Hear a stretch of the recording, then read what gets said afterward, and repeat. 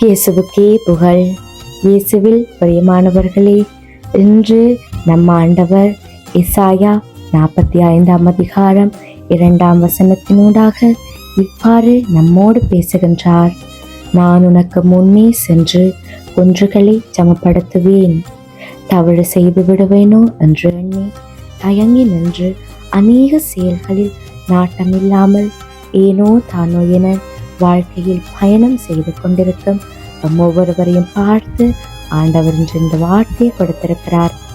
நாங்கள் ஒரு விடயத்தை செய்ய போகிறதுக்கு முன்னமே அது நடக்காது, முடியாது, வாய்ப்பில்லை என்று எதிர்மறையான எண்ணங்களோடு தான் இருக்கின்றோம்.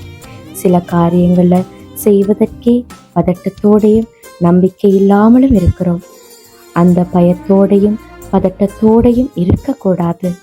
நாங்கள் ஒரு கட்டடம் கட்ட வேணும் என்றால் முதல்ல நிலத்தை கொத்தி சமப்படுத்தி பிறகு அதில் அத்திவாரம் போட்டு வேலையை தொடங்கி இறுதியில் உபயோகப்படுகிற மாதிரியான ஒரு கட்டடத்தை நாம் உருவாக்குவோம்.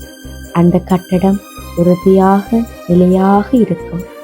ஆனால் நிலம் ஒன்றையும் சமப்படுத்தாமல் ஏற்ற இறக்கத்தில் இருக்கிற இடத்துல ஒரு கட்டடம் கட்டினா அது உறுதியாக இருக்குமா? பார்க்க அழகாக இருக்குமா? இல்லை. எந்த விடயத்தையும் செய்கிறதுக்கு முன்னால நாங்கள் 100க்கு 300 தடவை சரி பார்த்து தான் செய்வோம். ஆண்டவரும் அதையே தான் இன்று நமக்கு சொல்லுகிறார். எங்களுக்கு முன்னே போய் கோணலாயிருக்கிற எல்லாத்தையும் அவர் நேராக்குவார் என்று. எங்களுடைய வாழ்க்கையையும் ஆண்டவருக்கு விரோதமான செயல்களால் பல தடைகள் நிரம்பியதாக இருக்கு. கரடு முரடான பாதையினூடாக நம்ம பயணித்து கொண்டிருக்கிறோம். அதெல்லாம் தகர்த்து சுத்தப்படுத்தி ஆண்டவருக்கு உகந்த உடலாக ஆன்மாவாக வாழ மாற்றுவதற்கு எங்களுடைய ஆற்றலால் இன்று முடியாமல் இருக்கிறது. ஆனால் ஆண்டவர் எங்களுக்கு முன்னே போய் அவை எல்லாத்தையும் நீக்கி சுத்தமாக வாழ நம்மளை இன்று இந்த வார்த்தையினூடாக அழைத்து நிற்கிறார்.